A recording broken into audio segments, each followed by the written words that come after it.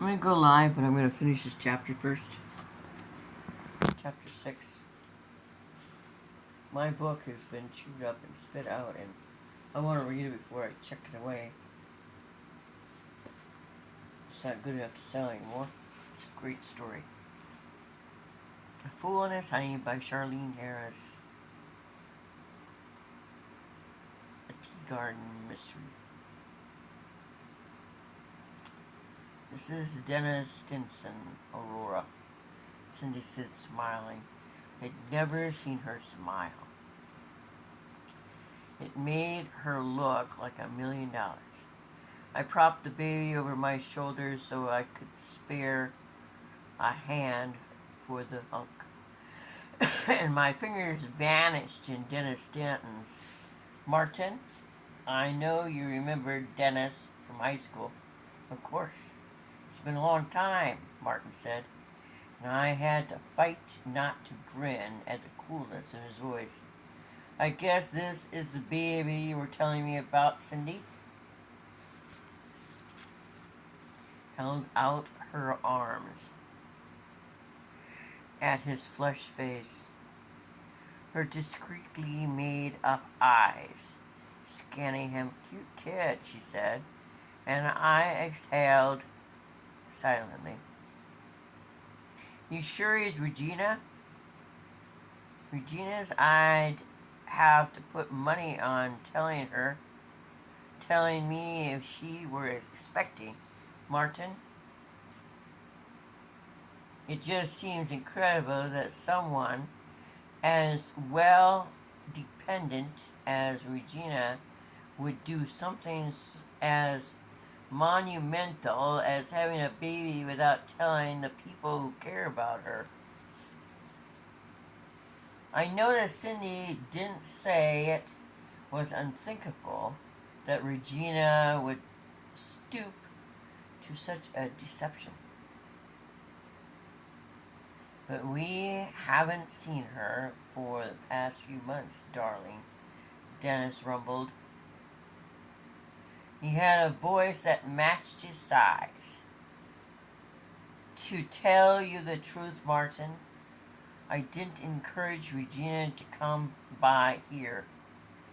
She was always hitting Cindy up for money, or asking us to give Greg a job. You get the picture? And since Cindy wasn't exactly family member anymore, just the mother Regina's cousin, Martin interjected quietly. Well, that, but not really Regina's aunt. How long had it been since you saw Craig and Regina? I asked hastily, and Cindy looked a little surprised, as if she assumed I couldn't speak without permission. Ah! Oh, what? 3 months or so, Cindy looked up at Dennis. Regina came by the house, she continued. That was about the 4th of July. So it was at least 4 months ago, Dennis said. We were getting ready for a pool party. We were, Cindy confirmed, with a reminiscent grin. And I could feel my smile get broader. Cindy was apparently partnered with this hunk, not only in business sense, but also in a personal sense. And it certainly sounded like they were living together. She came by, Martin prompted, to the house on Archibald Street. No, I moved. We moved. Dennis and I live on Grant.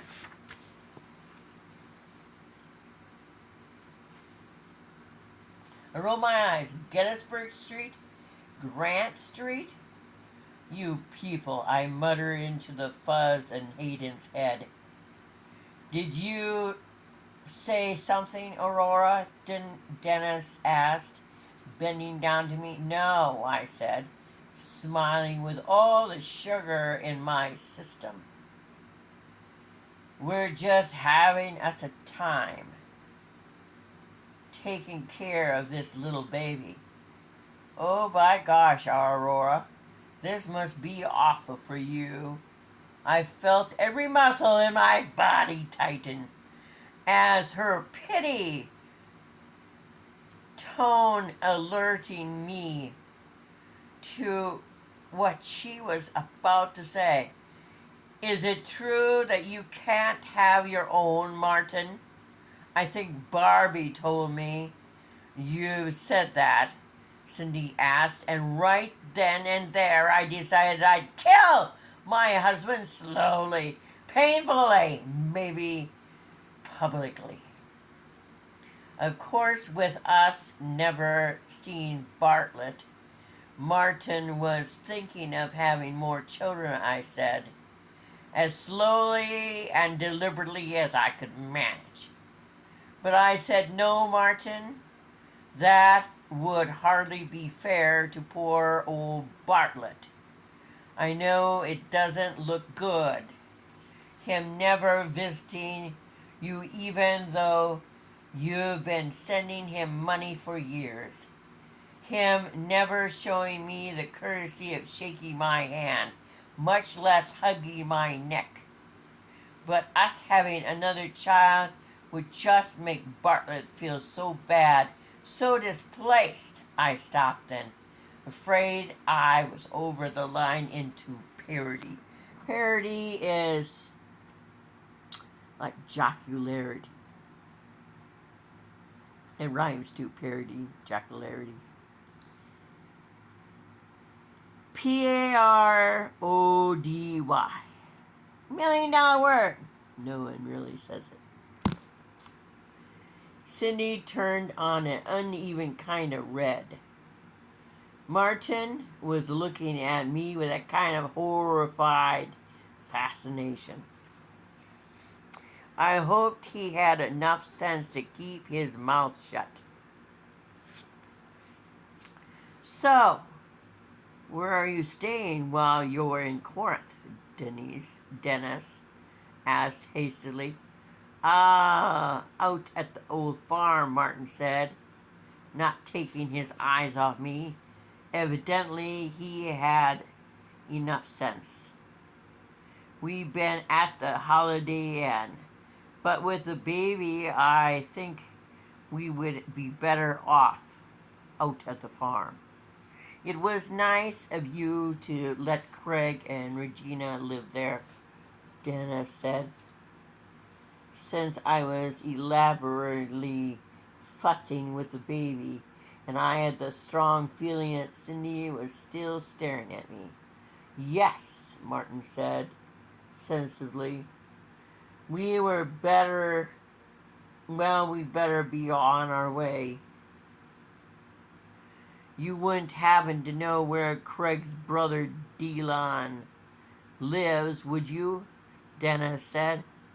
Let's step outside, Martin. I can give you better directions that way. They were out the door with suspicious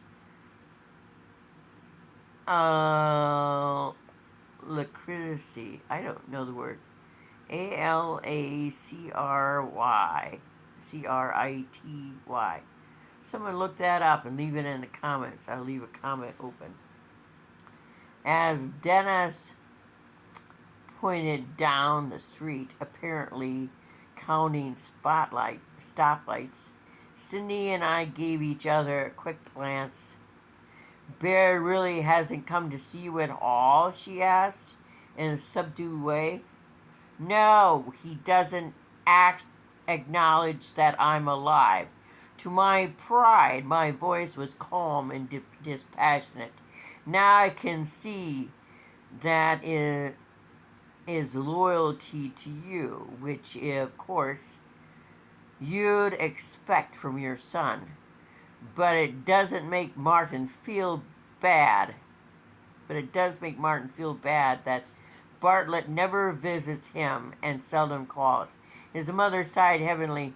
Bartlett has never been able to see the divorce as anything but Martin walking out on us. Though Barrett was at high school when we separated.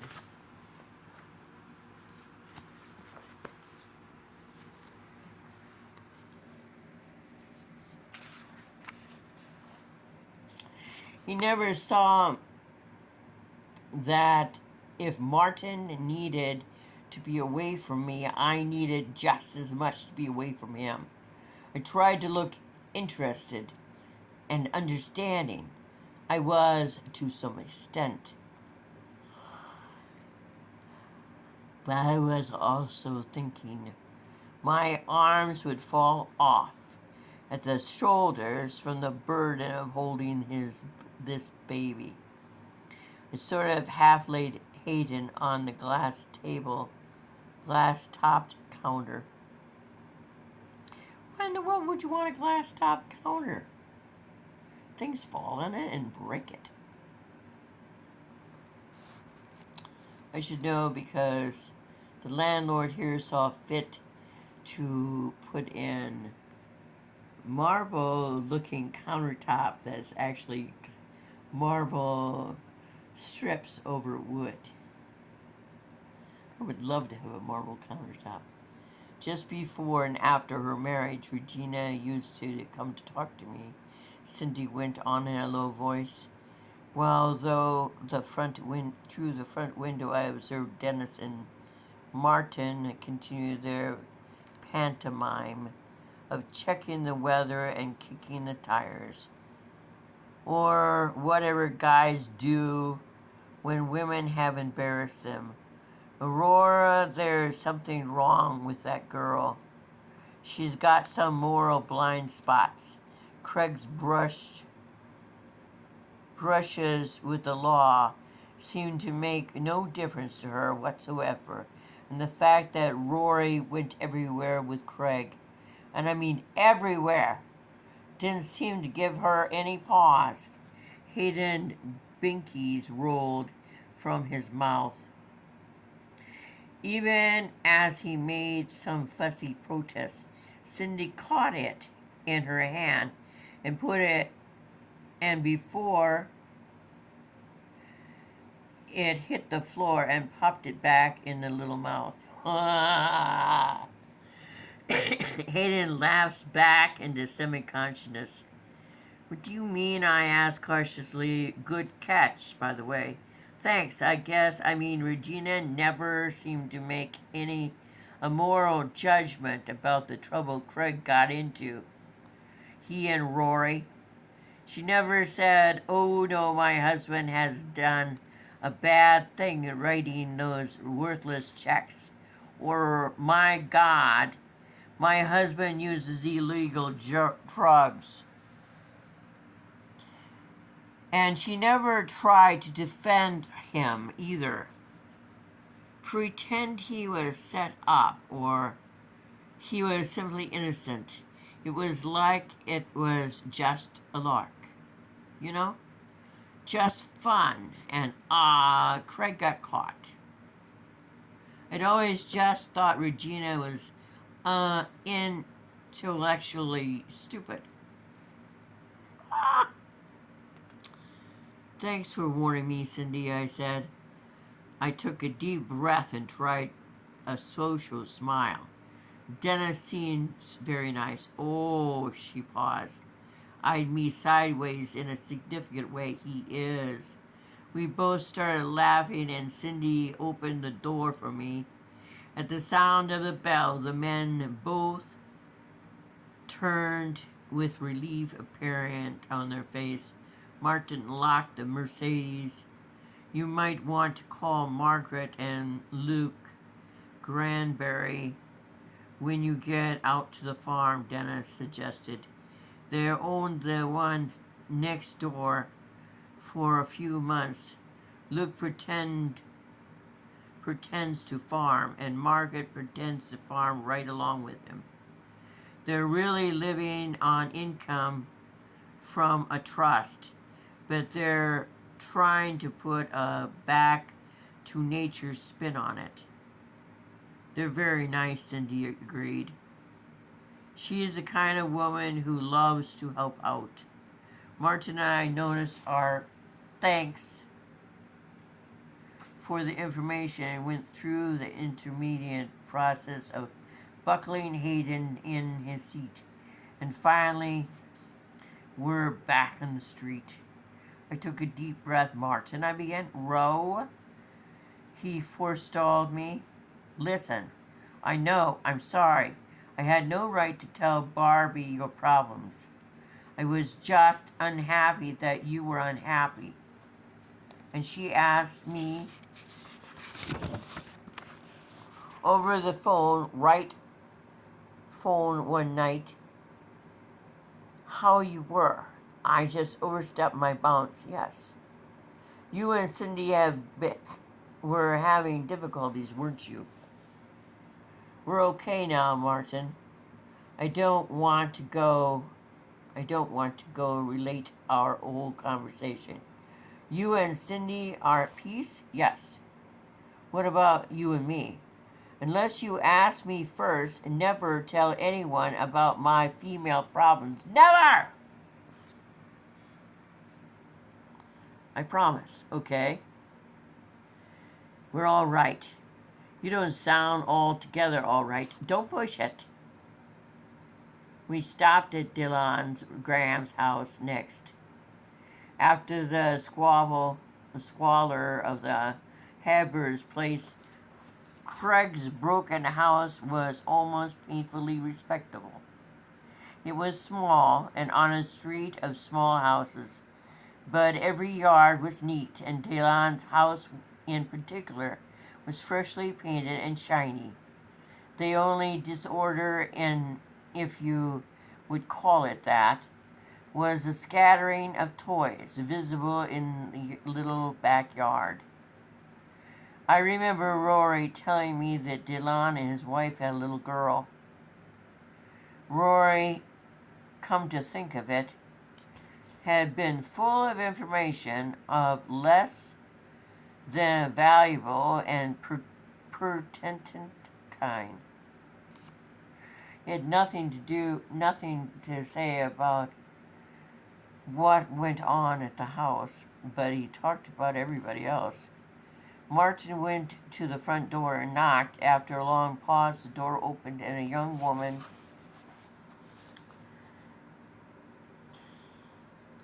began talking to Martin. At first, her face looked suspicious and tight, but gradually she seemed to relax. She was plump and plain and friendly, with a small mouth, pale, freckled skin, and crinkled light brown hair that was cut in bangs in front and brushed out behind her shoulders. Martin turned and gestured to me to come on, and I slipped out of the car and started to walk toward the little house. And then I remembered the baby, and I heaved a sigh, and the theatrical, like in the theater, turned around to go through the process of retrieving Hayden. Oh, isn't he beautiful, the young woman said. Won't you come in? While we exchanged condolences on the death of her brother-in-law, she waved us into the tiny house, which reminded me of an apartment like I'd had while I was in college. The complex had just been finished when I signed the lease, and everything in the small space had gleamed: kitchen cabinets, walls, countertops. Craig's older brother, Dylan, and his wife, Chandra, were obviously house proud, and after a few days of taking care of an infant, I was impressed that Chandra herself, a new mother, was still keeping her standards high. Chandra was just as spotless as her house. Her face was scrubbed, making me feel like a made up tramp, and her rose-tinted sweats were pristine, and even her sneakers were sparkling white. Such a nice home, I said quietly, after she talked about Craig a little. Without much sorrow, Chandra beamed her conventional expression of grief and shut in a second. Thank you, she said, trying to sound offhand. Delan did most of the work on himself in the evenings and on the weekends. That must have been hard, Martin commented. He had taken off his coat and was holding the baby while I tugged mine at the sleeves. Well, I didn't get to see a lot of him, so I'd come over with his supper or a snack and just sit and watch while I was expecting, Chandra said, a little smile letting us know she'd enjoyed that. Where's your little girl? I asked politely. Kelly? She's taking a nap, Chandra said. Can I hold this little guy? My brother was just here, and I wanted to thank you for bringing him home. Oh my! Chandra is that young man's sister. Martin and I glanced at each other. We were sure slow on the uptake. Martin, who had more sleep, heard the shoe drop first. Rory Brown is your brother? Chandra looked down at the baby, rocking him gently in her round arms. Yes, she admitted, less happily. Rory is my big brother. He's a good-natured guy. Dylan and I have been praying hard that he'll see the Lord's way. I looked at the little table sitting in the exact middle of the kitchen. There were 2 mugs on it, one with a spoon beside it and a little circle of brown in the center. The coffee wasn't dry yet. We must have just missed him. I held out my hands, offering to take Hayden back. Chandra noted my gesture, but she stared down at his face for several long seconds, as if she just noticed something that gave her pause. It's gotta be Rory's kid. What do you think? Oh, that's right. You just missed him, she said absently. In fact, when we heard your car pull up, he went right out the back door. Chandra glanced over at some pictures and a vase of dried flowers on top of a composite oak-colored TV cabinet. Then back at the baby's face, she slowly returned Hayden to me. He's a beautiful baby, she said soberly. Her small mouth pursed as if she was thinking over a problem. A little wail from the back of the house pulled her attention like a tractor beam. My goodness, Kelly is up. Let me go get her.